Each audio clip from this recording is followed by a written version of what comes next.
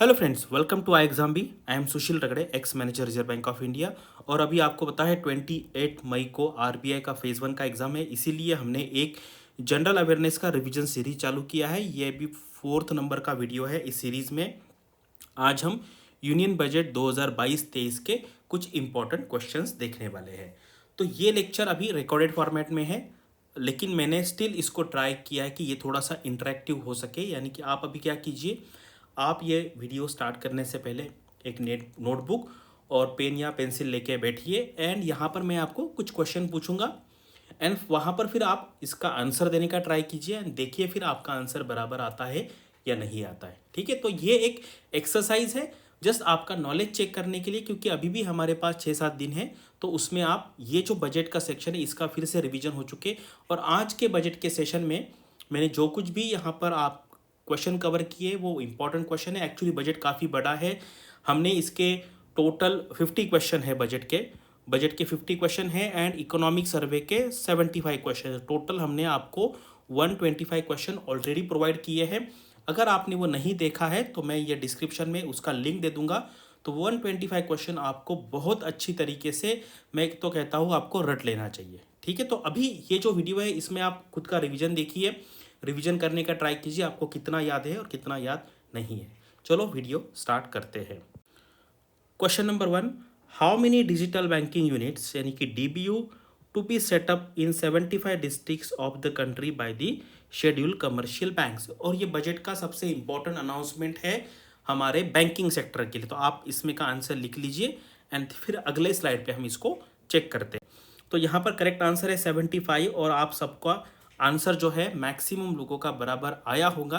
लेकिन इसमें मैं अभी आपको और थोड़ा सा डीप में जाके क्वेश्चन पूछने वाला हूँ। ये क्वेश्चन तो मुझे लगता है हार्डली किसी का गलत आया होगा, लेकिन इसके ऊपर मैं और डीप में क्वेश्चन आगे पूछने वाला हूँ इसी क्वेश्चन में। तो देखो यहाँ पर क्या है ना, ये जो डेवलपमेंट हुआ है इसके बाद आरबीआई ने एक सर्कुलर सेंड किया है। RBI send circular regarding establishment of digital banking units to all domestic commercial banks except. ठीक है, अब ये मैं आपको ओपन एंडेड क्वेश्चन रखता हूँ, यानी कि यहाँ पर मैं आपको ऑप्शन नहीं देने वाला हूँ। आप अपने नोटबुक में लिख लीजिए कि ये जो सर्कुलर है आरबीआई ने कौन से कमर्शियल बैंक्स को, डोमेस्टिक, ये इंपॉर्टेंट है, ये डोमेस्टिक कमर्शियल बैंक्स के लिए अप्लीकेबल है, लेकिन इसमें कुछ कुछ बैंक्स के जो टाइप्स है उसको एक्सक्लूड किया है।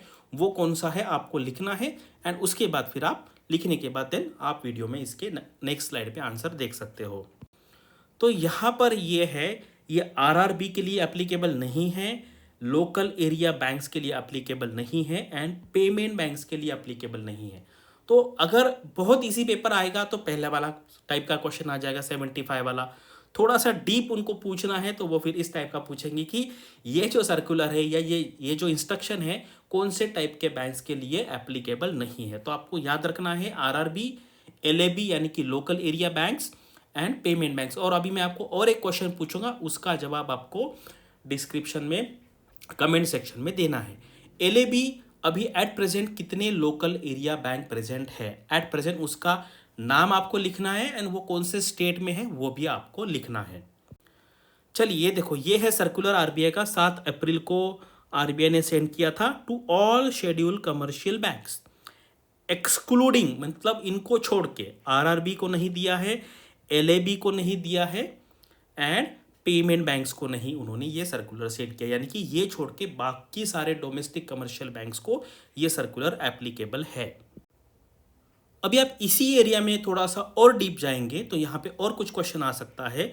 Schedule commercial banks other than RRBs, payment banks and LABs with past digital banking experience are permitted to open DBUs in tier dash dash to tier dash dash, यानी कि कहाँ से, कौन से टीयर से लेके कौन से टीयर के जो शहर होते हैं वहाँ पर ये परमिशन दिया है, unless otherwise specifically restricted without having the need to take permission from the Reserve Bank of India in each case. यानी कि आपको जो टीयर सिटी है उसका स्पेसिफिक कौन से टीयर से लेके कौन से टीयर तक आपको परमिशन लेने की ज़रूरत नहीं है। अगर थोड़ा सा डीप क्वेश्चन आएगा तो वो भी पूछ सकते हैं। तो आपको लिखना है टीयर, जैसे 1 2 3 4 5 6 जो होते कहाँ से कहाँ तक। तो ये अभी यहाँ पे देखेंगे तो ये टीयर 1 से लेके टीयर 6 तक है। तो अभी मैं एक्चुअली आपको ये क्वेश्चन पूछने वाला था, लेकिन वो बहुत डीप हो जाता कि ये जो टीयर होते हैं सेंटर, जैसे tier 1, tier 2 cities, tier 3 cities, तो ये कौन से बेसिस पे डिसाइड किया गया है। तो ये 2001 का जो सेंसस हुआ था, आपको पता है हर 10 साल के बाद सेंसस होता है, तब ये जो टीयर है ये डिफाइन किया गया था। 1 लाख से ज़्यादा जो है वो है टीयर 1 सिटी यानी कि बड़ी सिटी होती है। टीयर 2 है, आप पकड़िए 50,000 से लेके 1 लाख। टीयर 3 है 20,000 से 50,000। तो आपको क्या याद रखना है, 5,000 याद रखना है, 5,000, 10,000, 20, 25 एंड 1 लाख। ठीक है, तो ये टीयर 1 से लेके टीयर 6 तक। अभी क्या है, इसके बाद आप देखेंगे कि ग्रुप वाइज भी सिटी बैंक को नाम दिया जाता है। जैसे मान लीजिए अर्बन सेंटर है या रूरल सेंटर है, तो पॉपुलेशन जो है यहाँ पे 10,000 है। 10,000 आपको याद रखना है। उसके बाद आपको 1 लाख याद रखना है एंड 10 लाख याद रखना है। मेट्रोपॉलिटन सिटीज़ यानी कि मेट्रोपॉलिटन ब्रांच यानी कि 10 लाख के ऊपर। लेकिन ये पॉपुलेशन कौन सा है, 2001 का सेंसस है।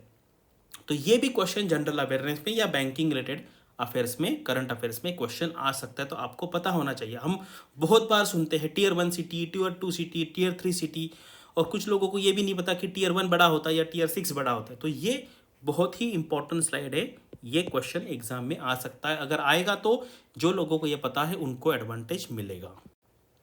अभी इसके बारे में अभी और थोड़ा हम डीप में जाएंगे। तो minimum products and services to be offered by DBUs, यानी कि मिनिमम इतने सर्विस तो प्रोवाइड आपको ऑफर करने ही पड़ेंगे कस्टमर को। जैसे liability products and services. Liability मतलब क्या है, बैंक की लाइबिलिटी क्या होती है, बैंक के पास जो डिपॉजिट होता है वो लोगों का होता है, तो वो वापस करना है, इसलिए उसको लाइबिलिटी प्रोडक्ट्स कहते हैं। तो ये अकाउंट ओपनिंग में क्या क्या करना है, उसके बाद digital kit for customers, mobile banking, internet banking, ये सारा है। डिजिटल किट फॉर मर्चेंट्स है। तो ये मिनिमम सर्विस देनी है। Asset products and services, assets यानी कि लोन, जो बैंक पैसा देता है यानी कि लोन देता है आपको, वो बैंक का क्या है, एसेट है। उसमें भी दिया है कि कौन कौन से सर्विसेज प्रोडक्ट्स आपको पब्लिक को ऑफर करना है। उसके बाद डिजिटल सर्विसेज है, यहाँ पे काफ़ी सारे यहाँ पर दिए, तो आप यहाँ पे देख लीजिए। अगर बहुत डीप पूछेंगे तो जैसे मान लीजिए प्रधानमंत्री जीवन ज्योति बीमा योजना, प्रधानमंत्री सुरक्षा बीमा योजना, उसके बाद अटल पेंशन योजना। तो ये जो स्कीम्स है ये प्रोवाइड करना मैंडेटरी होगा ये डिजिटल बैंकिंग यूनिट्स को। तो ये भी क्वेश्चन एग्जाम में अगर वो डिफिकल्ट लेवल के क्वेश्चन पूछेंगे तो आ सकता है। अभी ये क्वेश्चन जो है जिसको आएगा तो मैं मानूंगा कि आपका तैयारी बहुत ज़बरदस्त हुआ है। अगर आपको नहीं पता है तो आपको ये पढ़ना पड़ेगा, और मैं आपको बताऊंगा अभी पूरा कि अभी उसके बाद आप कभी नहीं भूलेंगे इसको। ठीक है, enlist 4 priorities mention in the budget proposal 2022। Open ended question, यानी कि यहाँ पर ऑप्शन मैं नहीं देने वाला हूँ। आपको ये यहाँ पे वीडियो स्टॉप करना है एंड पेपर पे लिखना है। अगर आपको याद है तो थोड़ा सा ट्राई करके देखिए, एटलीस्ट 1-2 तो भी आपको याद आना चाहिए। ठीक है, तो थोड़ा सा खुद का नॉलेज टेस्ट करना चाहिए। मुझे पता है, मैंने काफ़ी बार जब मेरा क्लास में भी लेक्चर होता है या यूट्यूब पे भी मेरा होता है, तो भी मैं बहुत बार ये क्वेश्चन मैंने कवर किया है, क्योंकि मुझे पता है इस पे फेज़ 1 पे, phase 2 ESI, phase 2 finance, phase 2 English interview, कहीं ना कहीं तो भी डेफिनेटली यहाँ पर क्वेश्चन आने वाला है। इसलिए मैं ये क्वेश्चन को इतना इम्पोर्टेंस दे रहा हूँ। तो ये एक्चुअली जो बजट का स्पीच है हमारे फाइनेंस मिनिस्टर ने दिया था, उसका ये स्क्रीनशॉट है वो पेज का। तो यहाँ पे इसको कैसा याद रखना है हम देखते हैं। टोटल 4 है, ये 1 है, ये 2, ये 3 और 4, और 4 के कुछ सब पार्ट है। ठीक है, तो हम आपको इसी सीक्वेंस में इसको याद रखना है और आराम से याद रह जाएगा, आप कभी भूलोगे नहीं। ठीक है, पहला है पीएम गति शक्ति। ये तो बहुत आसान है याद रखने के लिए, पीएम गति शक्ति फर्स्ट प्रायोरिटी है। अभी देखिए यहाँ पर क्या है, आई से एंड हुआ है ना, तो अब आई से ही चालू करेंगे। सेकंड वाला इंक्लूसिव डेवलपमेंट। ठीक है, जैसे ही पीएम गति शक्ति आएगा, आई से आपको याद आएगा कि ये क्या है, इंक्लूसिव डेवलपमेंट है। ये हो गया। तो उसके बाद थर्ड हम देखते हैं फाइनेंसिंग ऑफ इन्वेस्टमेंट। यहाँ पर इन्वेस्टमेंट आता है, एंड ये जो लास्ट वाला है फोर्थ का, उसमें भी इन्वेस्टमेंट आएगा। तो यहाँ पर आप 2 याद रखिए कि यहाँ पे इन्वेस्टमेंट है, यहाँ पे इन्वेस्टमेंट। फाइनेंसिंग ऑफ इन्वेस्टमेंट, ठीक है, यानी कि जो इन्वेस्टमेंट है उसका फाइनेंसिंग कहाँ करेंगे। अभी 4 जो है, 4th नंबर का पॉइंट है, उसमें 4 सब पॉइंट्स है। सनराइज अपॉर्चुनिटीज़, मुझे पता सन से हमें क्या मिलता है, एनर्जी मिलती है, और एनर्जी से ही हमारा पूरा क्लाइमेट चलता है। तो sunrise opportunities, energy transition and climate action. तो ये तीनों आपके साथ में ही आएंगे। सनराइज सन से मिलती है एनर्जी, एंड एनर्जी से हमारा क्लाइमेट पूरा चलता है, तो ये क्लाइमेट एक्शन हो गया। फोर्थ पॉइंट में क्या है, इन्वेस्टमेंट। इन्वेस्टमेंट आपको ऐसे याद रहेगा। एंड फिर फोर्थ में क्या है, अगर आपको एनर्जी होगी आपके अंदर तो आपकी जो प्रोडक्टिविटी है वो बढ़ जाएगी। तो इस तरीके से एनर्जी से आप क्लाइमेट भी याद रख सकते हैं, एनर्जी से आपको प्रोडक्टिविटी एनहांसमेंट भी याद रखेंगे। अभी क्या कीजिए, अभी वीडियो को स्टॉप कीजिए और अभी लिखने का ट्राई कीजिए। देखो आपको ये मन से लिखने को आना चाहिए। प्रीलिम्स तो आपको निकल जाएगा मान लीजिए, लेकिन अगर मुझे बताओ, अगर मेंस में या फेज 2 में इस टाइप का क्वेश्चन आ गया कि 4 प्रायोरिटीज पे लिखो 600 वर्ड का, अगर आपको पता ही नहीं तो आप कुछ भी नहीं लिख पाएंगे। एंड प्रीलिम्स के लिए भी इंपॉर्टेंट है, अगर आपके चारों के चारों पॉइंट्स याद रहेंगे तो आपका 100% मार्क फिक्स रहेगा इस टाइप के क्वेश्चन में। ठीक है, पीएम गति शक्ति, आय से inclusive development, financing of investment, यानी कि ये जो करना है ना आपको, यहाँ इसके लिए पैसा कहाँ से आएगा, इसलिए financing of investment. And investment word यहाँ पर भी है। उसके बाद सनराइज अपॉर्चुनिटी, सन से क्या मिलती है, एनर्जी ट्रांजिशन, एनर्जी से हमारा क्लाइमेट चलता है, क्लाइमेट एक्शन। एंड एनर्जी जब होती है तो हमारी प्रोडक्टिविटी बढ़ जाती है, यानी कि प्रोडक्टिविटी एनहांसमेंट। तो यहाँ पर मेरा इतना फोकस करने का, इतना टाइम देने का पर्पज़ यही है कि ये बहुत इंपॉर्टेंट है। और आप कोई भी अगर डिस्क्रिप्टिव का क्वेश्चन आ जाए उसमें आप ये आराम से लिख सकते हो। एटलीस्ट वो पेपर चेक करने वाले को पता चलेगा कि इसको कितना आता है। एंड फिर यही डायग्राम जो है आप पीआईबी की जो समरी उसमें दिया है, पीएम गति शक्ति, आई से इंक्लूसिव डेवलपमेंट, एंड उसके बाद फिर आप देखेंगे फाइनेंसिंग ऑफ इन्वेस्टमेंट, देन ये इन्वेस्टमेंट है एंड यहाँ पे भी इन्वेस्टमेंट है। तो फिर बाद में क्या होगा, सनराइज अपॉर्चुनिटीज़, फिर एनर्जी ट्रांजिशन, फिर क्लाइमेट एक्शन, एंड लास्ट में प्रोडक्टिविटी एनहांसमेंट एंड इन्वेस्टमेंट। इस तरीके से आपको ये 4 प्रायोरिटीज है अभी याद हो गई है। अभी कमेंट सेक्शन में आप लिखिए बिना देखे, ठीक है। अभी यहाँ पर मुझे आपको एक मैसेज देना है। यहाँ पर क्या है, अभी हमने हमारा कोर्स इस तरीके से डिज़ाइन किया है कि आपका जो प्रिपरेशन है 50% फास्टर तरीके से हो जाएगा। वो कैसे होगा मैं आपको एक्सप्लेन करता हूँ। देखिए यहाँ पर क्या है, हमारे जो नोट्स है वो क्रिस्प नोट्स है, यानी कि आपको ज़्यादा पढ़ने की ज़रूरत नहीं, उतना पढ़ेंगे तो भी एग्ज़ाम के लिए उतना सफिशिएंट हो जाएगा। फिर करंट अफेयर्स हम बहुत ही अच्छे तरीके से वीकली पीपीडिया में कवर करते हैं।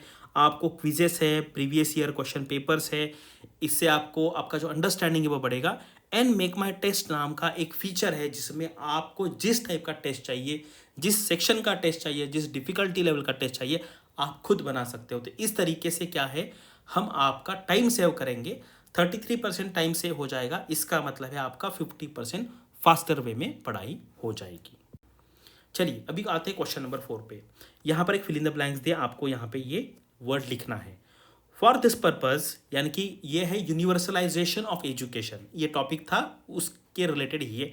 1 class 1 TV channel programme of, इसका नाम आप लिखना है, will be expanded from 12 to 200 TV channels. This will enable all states to provide supplementary education in regional languages for class 1 to 12। तो यहाँ पर आपको ये जो प्रोग्राम है इसका नाम याद हो चाहिए, ये है पीएम ई विद्या। ठीक है, पीएम ई विद्या पे भी आ सकता है, प्रीलिम्स में भी आ सकता है, फेज 1 में या फेज 2 में भी आ सकता है। Question number 5, the union budget 22-23 by finance minister Shrimati Nirmala Sitharaman has proposed how much increase in the capital expenditure.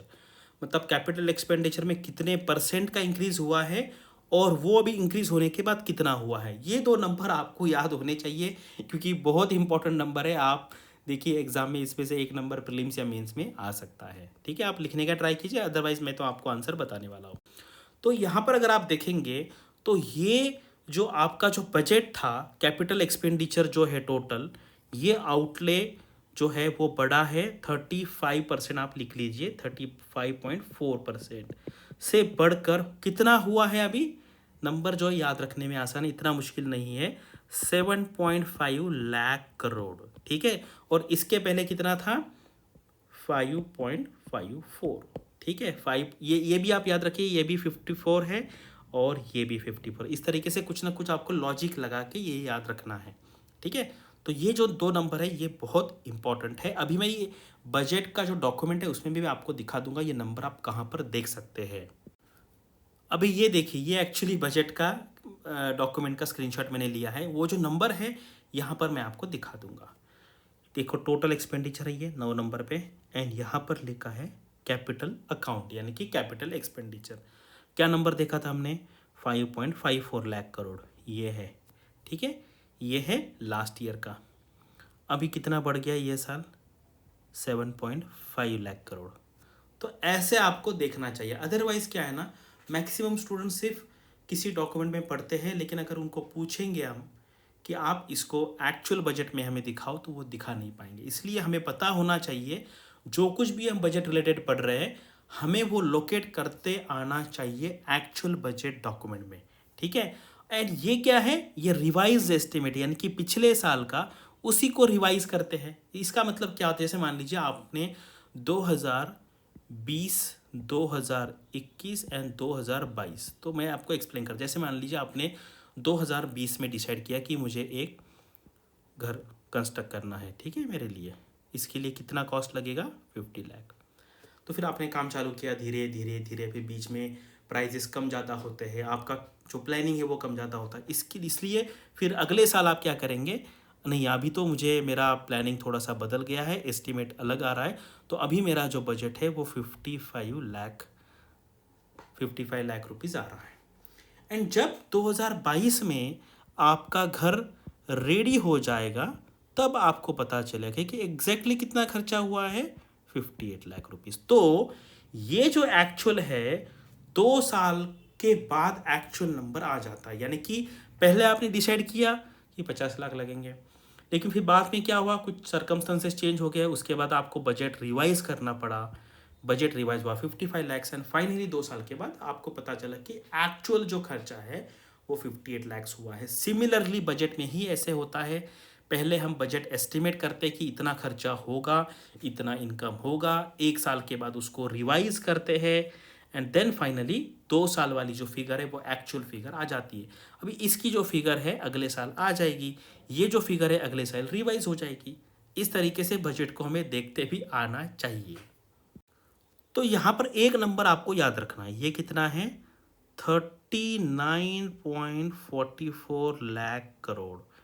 इसका मतलब है ये है आपका ओवरऑल बजट, ठीक है, ये नंबर है। एंड टोटल रिसीप्ट भी यही होगा, इसीलिए तो उसको हम बैलेंस शीट जैसे होती है बैलेंस शीट की, उसी तरह की बैलेंस शीट है, ठीक है।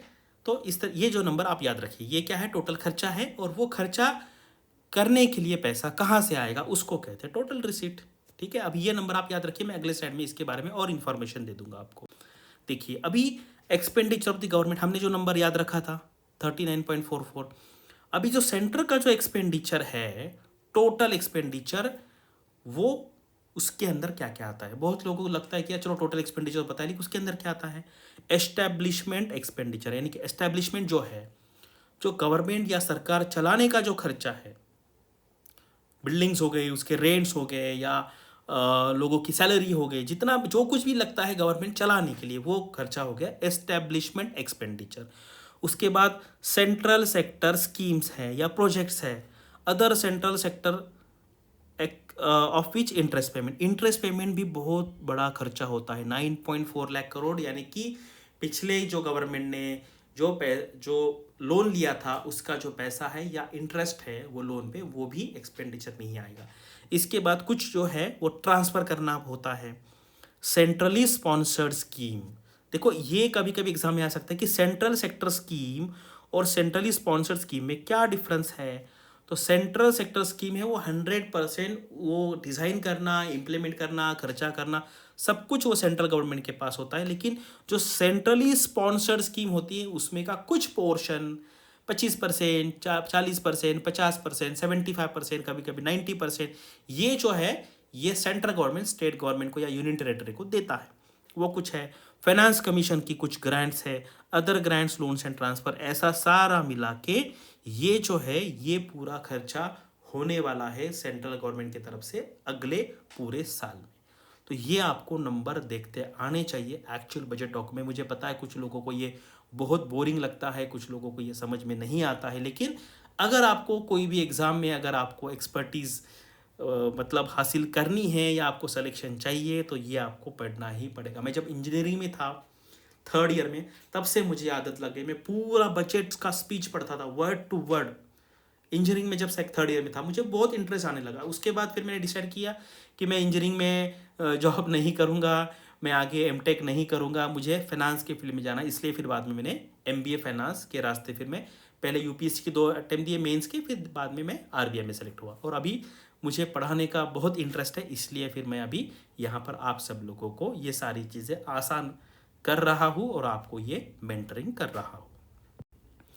चलो अभी हम फिर से देखते हैं उसी को अलग वे में।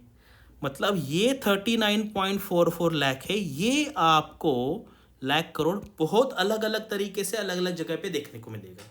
अभी ये देखिए, अभी ये और माइन्यूट है कि एक्सपेंडिचर ऑफ मेजर आइटम्स क्या क्या है। अभी आपको मैंने एक नंबर बोला था, आपने देखा क्या, वो 9.4 लाख करोड़, ये इंटरेस्ट का नंबर है। पेंशन पे कितना पैसा जाता है, डिफेंस में कितना जाता है, उसके बाद सब्सिडी में है। नंबर 1 पे सब्सिडी आती है आपकी फूड सब्सिडी, फर्टिलाइज़र नंबर 2 पे, पेट्रोलियम नंबर 3 पे।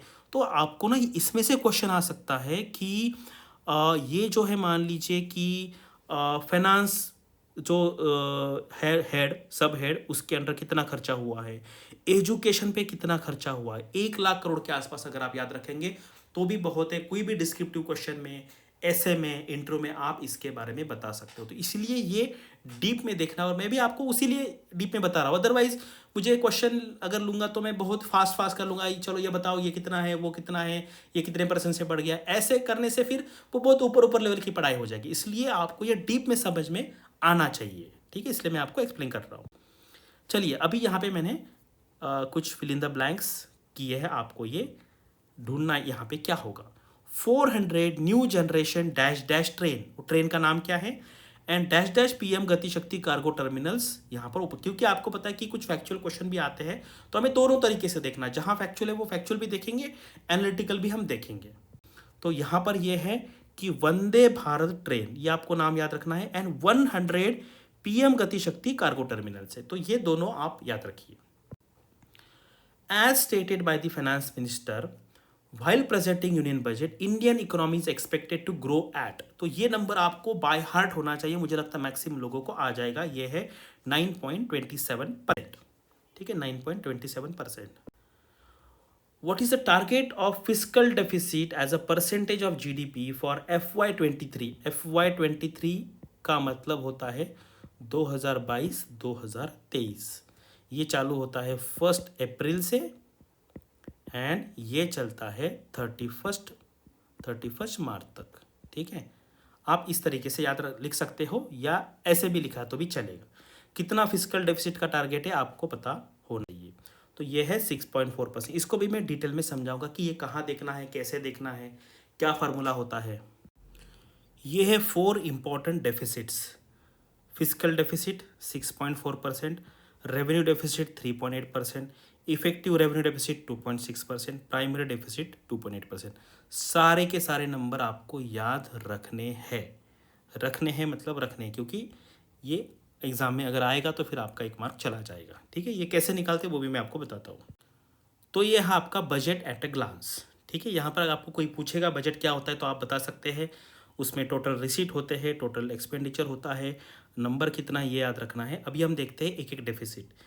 रेवेन्यू डेफिसिट यानी कि टोटल हमारा रेवेन्यू एक्सपेंडिचर कितना है एंड रेवेन्यू रिसिप्ट कितना है। यानी रेवेन्यू एक्सपेंडिचर कहाँ पर है, 10 नंबर पे है, 10-1, ये आ गया आपका रेवेन्यू डेफिसिट। बहुत सिंपल। अभी देखते हैं इफेक्टिव रेवेन्यू डेफिसिट। ये थोड़ा सा केयरफुली सुनिए। ये जो रेवेन्यू डेफिसिट का नंबर आ गया हमारा, रेवेन्यू डेफिसिट का नंबर आ गया, इसमें से हमें एक आइटम माइनस करना है। कौन सा आइटम माइनस करना है, 12 नंबर का। क्यों माइनस करना है, क्योंकि ये जो आइटम है हमने रेवेन्यू एक्सपेंडिचर में लिखा है, लेकिन एक्चुअली ये जो पैसा है ये जाता है कैपिटल एसेट क्रिएट करने में।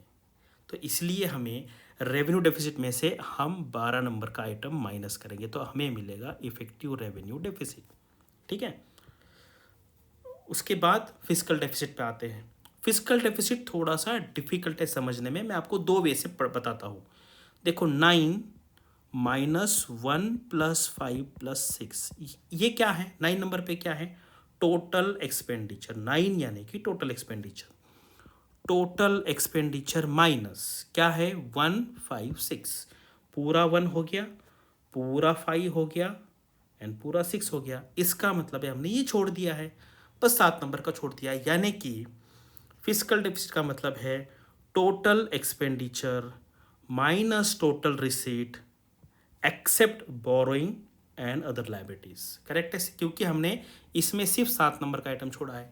या आप उसको अलग वे में बता दो, कोई अगर आपको पूछता है फिजिकल डेफिसिट क्या है तो आप बोल दो बोरोइंग, बस इतना ही बोल दो। अभी देखो ये नंबर एंड ये नंबर सेम है, ठीक है। फिजिकल डेफिसिट का मतलब है बोरोइंग। कोई अगर पूछता है फिजिकल डेफिसिट मतलब आप बताइए बोरोइंग, हो गया आपका डेफिनेशन। और अगर सामने वाले को आपको बताना है कि आप कितने होशियार हो तो ये डेफिनेशन बताइए, physical deficit is equal to total expenditure minus total received except borrowing. तो उसका मतलब यही हो गया है, ठीक है। अभी हम देखते हैं प्राइमरी डेफिसिट। प्राइमरी डेफिसिट क्या होता है? हमने फिजिकल डेफिसिट निकाल दिया 17 नंबर का, उसमें से हमने 11 नंबर का आइटम माइनस किया। 11 नंबर पे क्या है? Interest payment. हमने बहुत जगह पे देखा था 9.4 लाख करोड़। ये क्यों माइनस करना है? क्योंकि ये जो खर्चा है ये मेरे गवर्नमेंट के टाइम पे नहीं हुआ था। ये कब हुआ था? जो पिछला गवर्नमेंट था उन्होंने इतना सारा लोन लिया था, उनका जो बर्डन था वो मुझ पे आया है। इसलिए अगर आपको एक्चुअल फिजिकल डेफिसिट की पोजीशन देखनी है तो आप प्राइमरी डेफिसिट देखिए, क्योंकि इसमें हमने इंटरेस्ट पेमेंट माइनस किया है। तो यही बात आप 2-3 बार देख लीजिए, पेपर पे लिख लीजिए, क्योंकि इससे रिलेटेड क्वेश्चन फेज़ 1 में, phase 2 ESI, phase 2 finance, intro में डेफिनेटली पूछा जाता है। इंट्रो में अगर क्वेश्चन पूछेंगे आपको आंसर आया तो आपका सिलेक्शन फिक्स, नहीं आया तो सिलेक्शन होने के चांसेस कम हो जाएंगे। इसलिए ये बहुत इंपॉर्टेंट है, इसको 1-2 बार देख लीजिए। As announced in the union budget, how many post office will be covered under the core banking system? यानी कि जितने पोस्ट ऑफिस है सब सारे कवर करने वाले, वो है 1.5 लाख पोस्ट ऑफिस, 1.5 लाख, 100% जितने हैं सारे। What is the initial allocation for prime ministers development initiative for north eastern region in the union budget? ठीक है, आपको ये नंबर्स कुछ नंबर है आपको याद रखने पड़ेंगे। 1500 करोड़ है। नॉर्थ ईस्टर्न रीजन के बारे में कुछ पूछा जाता है। Which scheme has replace the mid day meal scheme? बहुत इंपॉर्टेंट है, एग्जाम में आ सकता है। पीएम पोषण शक्ति, नाम यहाँ पर बदल दिया है, पीएम पोषण शक्ति।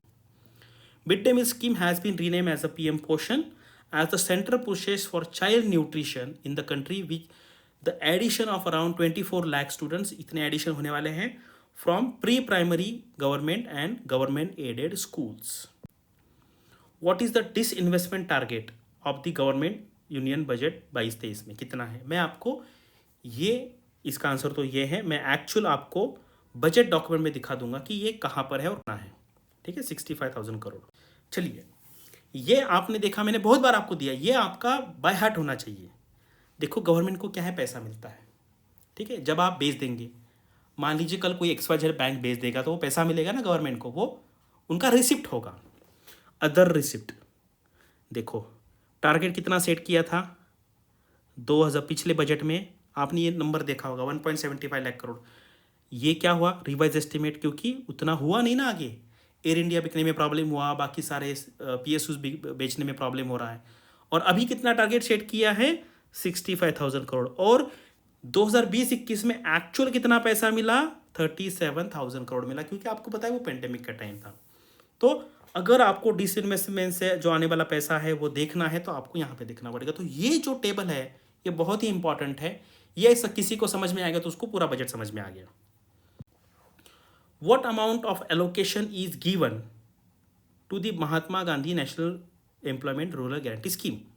ठीक है, 2022-23 में कहाँ पर देखेंगे नंबर? ये देखो पहला ही है। मतलब अगर आपको देखना है ना गवर्नमेंट स्कीम इंपॉर्टेंट कहाँ है तो आपको बजट डॉक्यूमेंट में मिलेगी। तो ये core of the core scheme है 6 स्कीम, उसके बाद कोर स्कीम है, तो इस तरीके से बहुत सारी स्कीम है यहाँ पर। तो ये देखिए आपका नरेगा का बजट 73,000 लास्ट ईयर के बजट में था और अभी भी 73 ही रखा है। लेकिन ये जो रिवाइज एस्टिमेट क्यों है? क्योंकि बीच में एक्चुअल ज़्यादा खर्चा हुआ था, इसलिए ये 98,000 करोड़ है। एंड उसके पहले एक्चुअल कितना हुआ था? ये हुआ था, ये आपका पेंडेमिक वाला टाइम पे, तो इस पर काफ़ी ज़्यादा खर्चा हुआ था। What is the estimated cost for the Ken Betwa? ये रिवर का नाम है। Link project for the providing irrigation benefits to farmers. तो ये है आपका 44,605 करोड़ रुपीज़। यहाँ पर 62 लाख लोगों को पानी सप्लाई मिलेगा, drinking water supply, and generate it will generate 130 megawatt power. ये काफ़ी इंपॉर्टेंट है। And the budget also mention that detail project report 5 river links जैसे दमन गंगा, पिंजल है, पार तापी नर्मदा है, गोदावरी कृष्णा है, कृष्णा पेन्नार है, पेन्नार कावेरी है, ये भी आपको आ सकता है जीए में, थोड़ा सा देखना पड़ेगा आपको। What is the allocation for प्रधानमंत्री ग्राम सड़क योजना, तो ये आपको बजट में ही देखना पड़ेगा कहाँ पर है। प्रधानमंत्री ग्राम सड़क योजना 21 नंबर पे है, ये है 19,000 करोड़। तो यहाँ से क्या करो आप, देखिए कहाँ कहाँ। अब ये देखो, ये जल जीवन मिशन 13 नंबर पे क्या है, बहुत देखो 45 से 60,000 यानी कि 33% राइज हुआ है। तो इस तरीके से देख लो कौन कौन सी स्कीम नहीं आई है, कहाँ पे ज़्यादा बजट है। तो इस तरीके से आपको अगर पढ़ाई करेंगे ना, इसको कहते हैं एक्टिव स्टडी। अदरवाइज आप कोई भी डॉक्यूमेंट देखेंगे आपको लिंक नहीं आए कि ये कहाँ पर है, ऐसे ही नंबर है। अगर आप इसको लिंक करेंगे एक्चुअल बजट डॉक्यूमेंट को तो आपको बहुत मज़ा आएगा, ठीक है। और अभी भी कुछ लोग ऐसे कि जो कोर्स ढूंढ रहे हैं, अभी तो बहुत कम दिन बचे, लेकिन जिनको लेना है अभी हमने प्राइस बहुत ही कम कर दिया है, 70% ऑफ मिल रहा है। तो इसका लिंक डिस्क्रिप्शन में है, या फिर आप इस नंबर पे कॉल करके अगर आपको लेना है तो आप ले सकते हैं। तो बस मुझे इतना ही बताना था। और ये देखिए अभी हमने ये आपके लिए किया है, क्योंकि बहुत सारे स्टूडेंट कहते हैं सर टाइम कम है, टाइम कम है। ऐसा नहीं कि फास्टर किया मतलब बहुत हड़बड़ी में कर रहे हैं, ऐसा नहीं है। हम उसको इस तरीके से डिज़ाइन किया कि आपका टाइम से हो जाएगा, यानी कि आपका जो प्रिपरेशन है फास्टर तरीके से होगा और आपको रिवीजन करने के लिए ज़्यादा टाइम मिलेगा, ठीक है। Thank you for watching this video and all the best for your studies and upcoming examinations.